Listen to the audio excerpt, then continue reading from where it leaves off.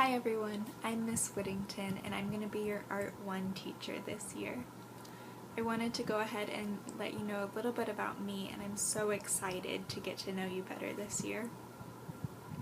So before coming down to San Marcos, I called Hurst, Texas home. Hurst is right in between Dallas and Fort Worth, so very similarly to living near Austin and San Antonio, you're surrounded by the arts constantly. You have access to so many museums, concerts, diverse cultures all center around in this Metroplex area, so then you get the food, and there's just so many great creative outlets in an area like this. So please consider yourself lucky, because that's something that I'm very, very thankful that I grew up around, because not everyone has those opportunities. So I loved living in a community where the arts were encouraged and supported. My father is a professional musician, so I felt like any time that the community was really supporting the arts and engaging in the arts, they were also supporting me, my father, and my family. So arts advocacy is very important, and we'll learn what that means and how we can help along later in the curriculum. So growing up, I tried a little bit of everything. I loved making a mess and getting the paint out, or drawing on the sidewalk with chalk. I loved all of it. But I also tried theater, band, dance. I loved all of it. And in high school, I was also in yearbook. Yearbook was something that I was very, very passionate about. So whenever I was looking for majors in college, that was something that I tried, was doing graphic design. Now, being in the graphic design program was great. There was absolutely nothing wrong with it. I did well in my classes. I had wonderful professors who wanted to make sure that I succeeded, and I had classmates that inspired me by their work. But there was something missing, and my parents thought I was crazy whenever I said that I was going to switch majors, because they said, "Everything's going okay, what are you doing?"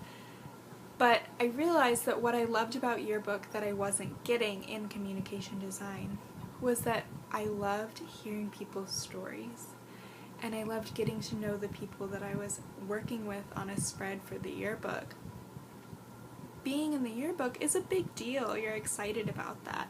And I loved that I could go out and relate to people in our community at our school and recognize them and make sure everyone knew how important they were to our community and how special they were to us.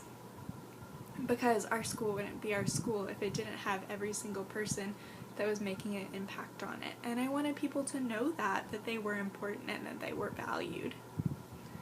So I didn't exactly know what I was going to do with my major, and I decided it's time to take an internship. So I applied for an internship with Art Feeds, and it was the best thing that ever happened to me. I swear by that. Art Feeds is a nonprofit organization that does therapeutic art and creative education. So they themselves are not an art center. They go into schools, into children's organizations, the community, the streets of their city, and they do art with children, and they advocate for the arts with children and adults. I think that this is very important, and seeing them be able to build such a strong community, as well as being able to expose me to this new form of alternative education I didn't know about before, was really important to me, and I loved it. And so there was a spark inside of me, and I said, that's it, I have to go back and I have to do art education. So I was very, very lucky. I was already at Texas State, go Wildcats, and we have a wonderful, wonderful, wonderful education program. There's a lot of things that we do really great, but our education program is particularly great. And we have a wonderful design program. So bring the two together and you have art ed.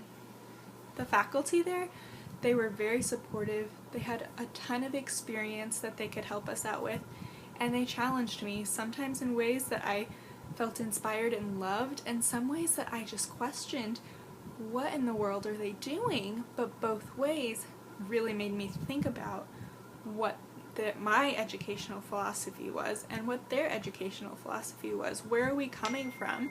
And these are real world experiences and things that I'm very, very thankful for. Because every day you're challenged by, is this the best way that I can be teaching? Is the best way that I can be getting the information to my students the way that I'm doing it?